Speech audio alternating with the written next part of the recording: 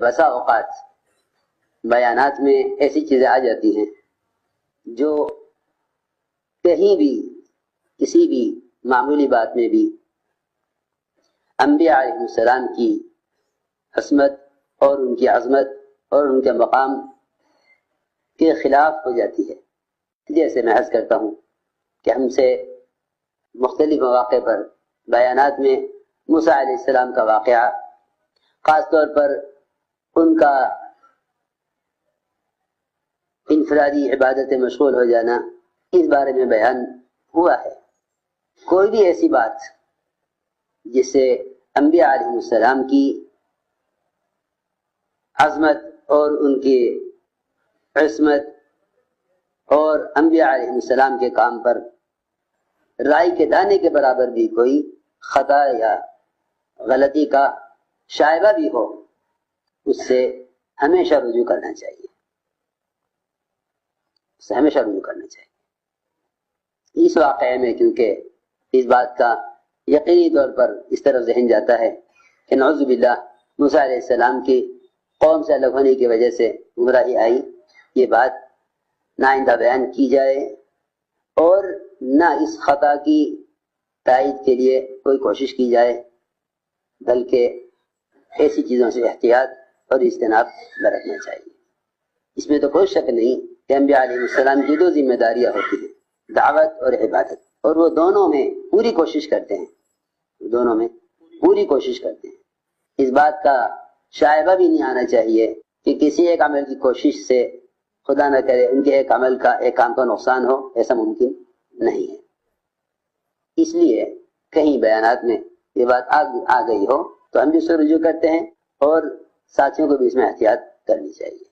صحابہ کرام اتنی احتیاط کرتے تھے فتویٰ دینے میں، اتنی احتیاط کرتے تھے کسی بات کے جواب دینے میں. دوسری بات یہ ہے کہ اس بات کی تائید میں یا اس بات کو ثابت کرنے میں کوئی کوشش کرنا یہ بھی غلط ہے، یہ بھی غلط ہے. جو چیز غلط ہے وہ غلط ہے، اس لیے اس سے یعنی اعتقاداً اور قولاً ہر طرح سے رجوع کرنا چاہیے.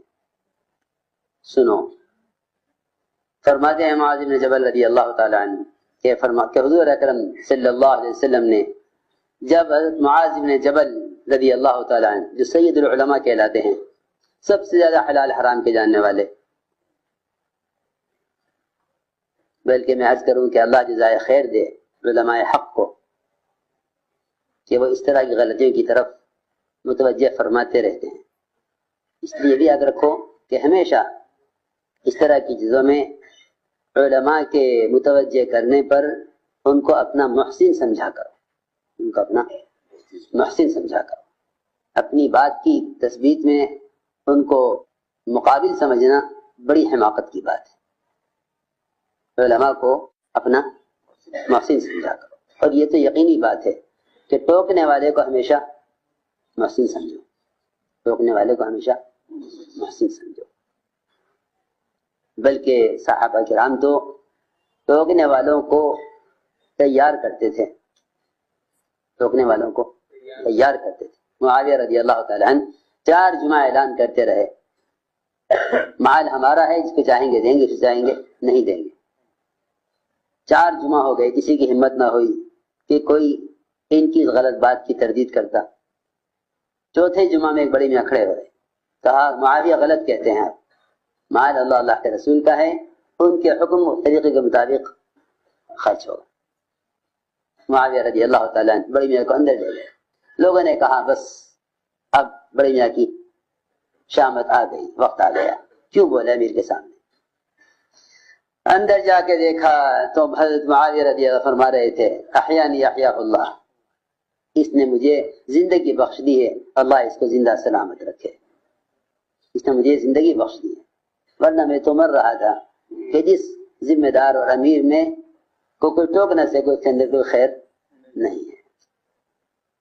اس طرح اپنے آپ پر اپنے کو ٹوکنے والوں کو تیار کرتے تھے. جی ہاں، 4 جمعہ اعلان کر کے تیار کیا کہ کوئی اعتراض کرے، کوئی ٹوکے، تاکہ معلوم ہو کہ ہاں ہمیں ٹوکنے والے ہیں؟ یہ بات ہے۔ اس لیے علماء کا ٹوکنے والے علماء کا اپنے اوپر احسان سمجھا کرو۔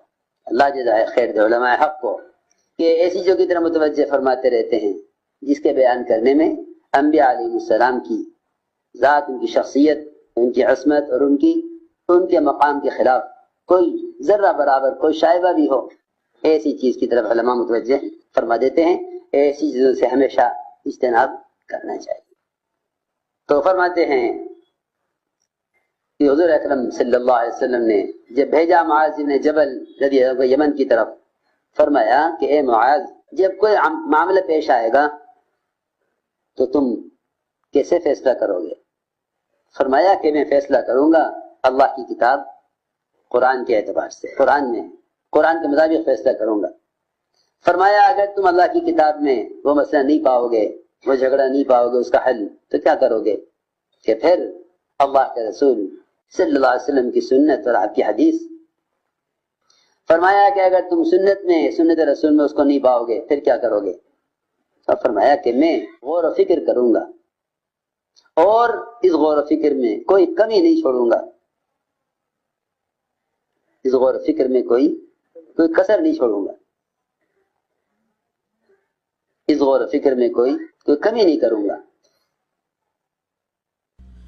بکھرے موتی کے ڈیلی کلپس حاصل کرنے کے لیے اس نمبر کو اپنے گروپس میں ایڈ کریں 0096650897282 حضور اکرم صلی اللہ علیہ وسلم نے ان کے سینے پر ہاتھ مارا اور فرمایا تمام تعریفیں اس اللہ کے لیے ہیں کہ جس نے اللہ کے رسول صلی اللہ علیہ وسلم کے قاصد کو، اللہ کے رسول صلی اللہ علیہ وسلم کے قاصد کو وہ علم دے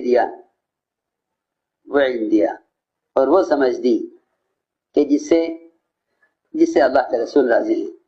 محمد بن سیرین کہتے ہیں کہ آپ صلی اللہ علیہ وسلم کے بعد ابو بکر سے زیادہ ڈرنے والا ان چیزوں کے بارے میں کوئی نہیں تھا جن کو ابو بکر جانتے نہیں تھے۔ اللہ اکبر۔ اب آپ کے بعد ابو بکر سے زیادہ اس چیز سے کوئی ڈرنے والا نہیں تھا جس کو وہ جانتے نہ ہوں، اور ابو بکر کے بعد عمر سے زیادہ ان امور کے بارے میں ڈرنے والا کوئی نہیں تھا جن امور کو وہ جانتے نہ ہوں۔ ابو بکر رضی اللہ تعالیٰ عنہ کو ایک امر پیش آیا،